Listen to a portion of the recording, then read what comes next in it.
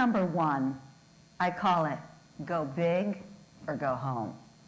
I first heard this expression from a young woman on my staff. She was talking about some party animal friend of hers, and she said her motto is, when she goes out, go big or go home, meaning if you're not going to go out there with the idea of having a heck of a good time, don't even bother.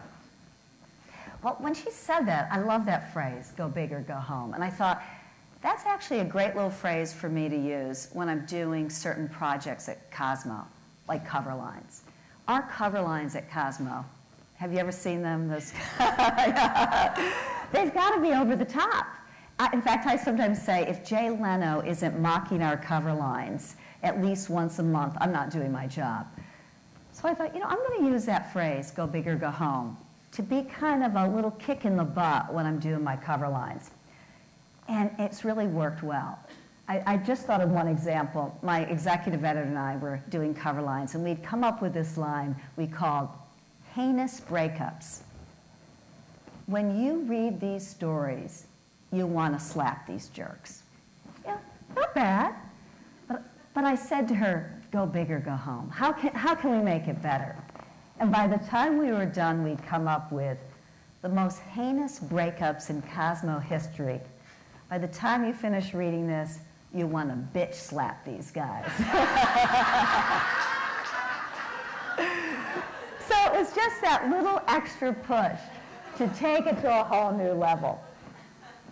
Over time, though, I started to think, it's not just for cover lines. That's a great phrase to use across the board in business. Whether you're doing a presentation or a pitch, go big or go home. How many of you remember those Jane Fonda workout tapes? I know some of you are too young for them, but you may have, bought one at a garage sale once. Well, she always had this phrase when she wanted you to push it. She told you, go for the burn. And I used to find myself so annoyed when she would say that. Are you feeling it? Does it hurt? Are you going for the burn? And that's really what go big or go home means. Go for the burn. Take it as far as you can go. And it's not enough, I think, to just use it as a philosophy. I think you have to make it an exercise in a really calculated way where you ask yourself each time, have I done it? It could be simply asking yourself, could this be bolder? When I got to Cosmo, there was a special section that we used to do in the magazine on the 50 hottest bachelors in the US.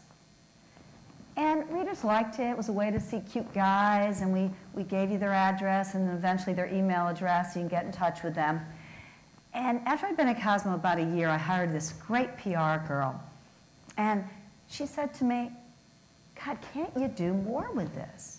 In other words, can't we be bolder? And I said, well, what? And she said, why don't you bring them all into New York?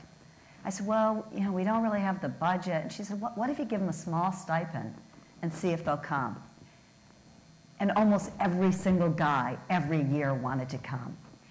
And the PR started pretty good, but today, when they come in 2 weeks to New York, they'll be on everything, including 2 days' worth of the Today Show. So it was her just asking that question. Could it be a little bolder? Could it be more badass, even? Someone told me a great story about someone who just became editor-in-chief of one of the Hearst magazines. One of the terrible things when you're failing as an editor-in-chief is they search your job while you're still in it, and sometimes you hear a rumor about that. Well, they were searching for someone's job, and this editor, they were almost down to the wire with making a decision. And this editor, executive editor at another magazine heard about it. And she just knew that's what she wanted. And she called up the talent recruiter at Hearst and said, I want to meet with Kathy Black, who's the head of the company, magazine division. And he said, gosh, she's leaving for Europe tonight. And she's headed up to her apartment at 2 o'clock to pick up her bag on Park Avenue, and then she's going to the airport. You don't have time, she doesn't have time to see you. And this woman said, I'll drive with her to the airport. And I thought that was such a badass, great thing to do. And she got the job. She's now editor of that magazine.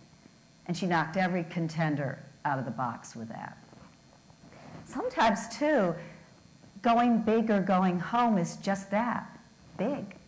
Could it be bigger? Bigger. Volume sometimes is all you need. I mean, when we get those 50 bachelors in New York, you see what 50 of something does.